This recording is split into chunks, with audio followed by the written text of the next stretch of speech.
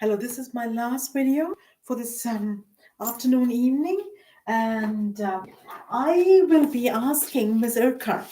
I already told you Ms. Urquhart is an extremely artistic writer in creative fiction and artistic, and on a she is very good. You will see I've picked up instances from a book of hers I have not read, the stone carvers, and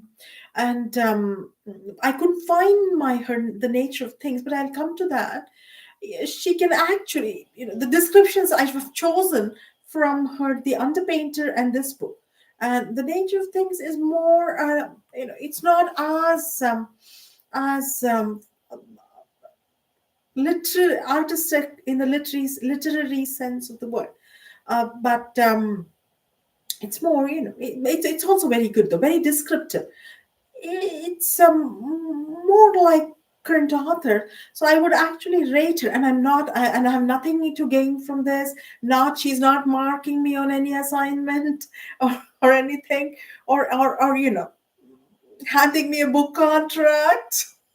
So she can be actually William Shakespeare. There is none like William Shakespeare in the literary sense of the word, to be sort of, to paint a picture with words as you would with a palette of colors. Shakespeare is the one. So Shakespeare is the only man who's there have been other men, but maybe they've written more interesting stories. I have no idea. But Miss Urquhart is these instances. I'm sure proving this to you, and I would like Miss Urquhart, Jane Urquhart, to present as a writer, the similar instances of writing, or the ways she would present the same, just just out of a writer's curiosity. That is how she would present this kind of fine writing in different words, or other instances of writing. Maybe she's excelled her, you know she's excelled quite a bit. The stone carvers. All right, here goes. And finally, how uncomplicated that war.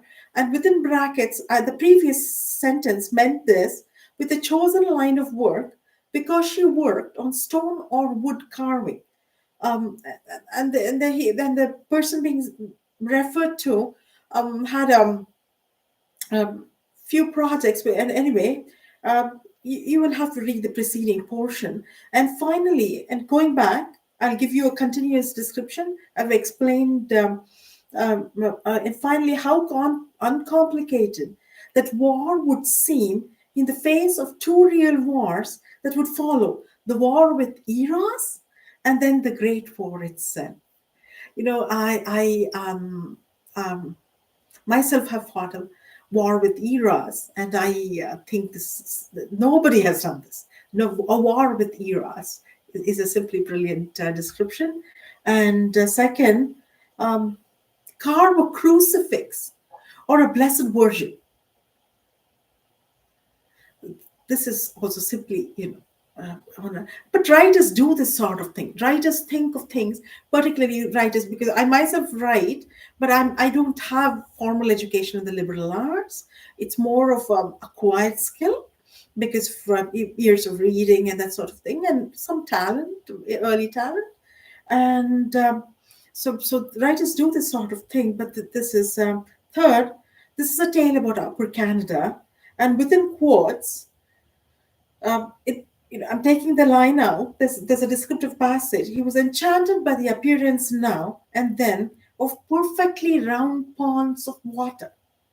A geological oddity, he would learn, were called, within quotes, kettles, by the locals, though no one could explain why. There's so much charm to this selected piece. And I would like to recommend her book, The Nature of Things. It's very good too. I can't find my copy. I promise you, I have written from this, and there are several poems on my Facebook page. This is all prose. Hers are a collection of essays of and written especially for the 150th birthday of Canada. That was 2017. And she has referred to special pieces of construction in museums and art galleries, etc. And I have poems. You can access them from my Facebook webpage, and um, I've chosen some pieces, the pictures of which were on the internet. So I haven't chosen necessarily the finest pieces in the Royal Ontario Museum or the Art Gallery of Ontario or the Textile Museum of Canada or the Gardner Museum of Canada and that sort of thing. And I don't know where this comes from. This would be very poor marketing if I was a formal speaker, that sort of thing. But those are the museums.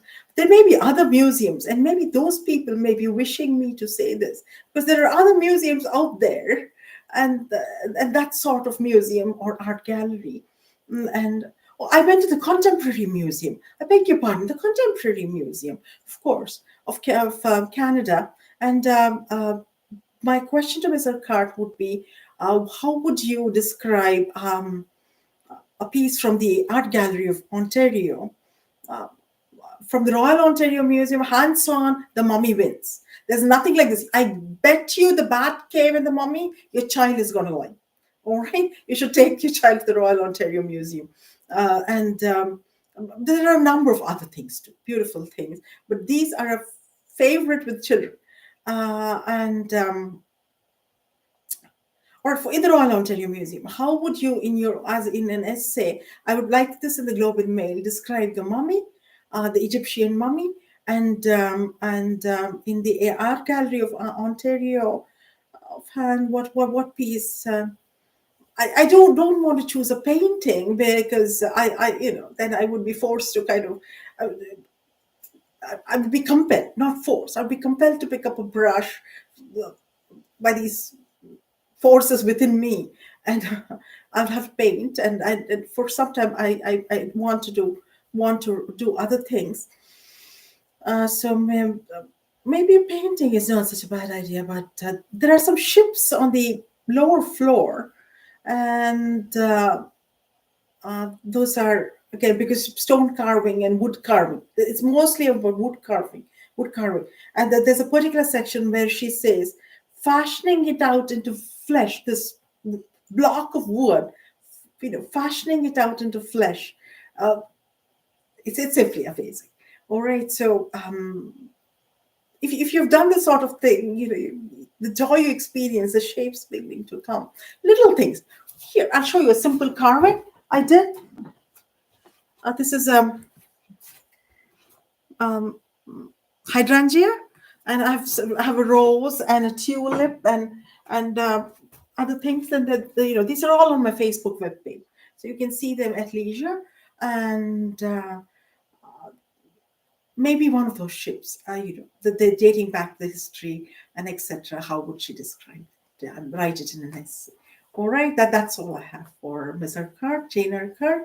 Thank you, and enjoy the rest of your evening.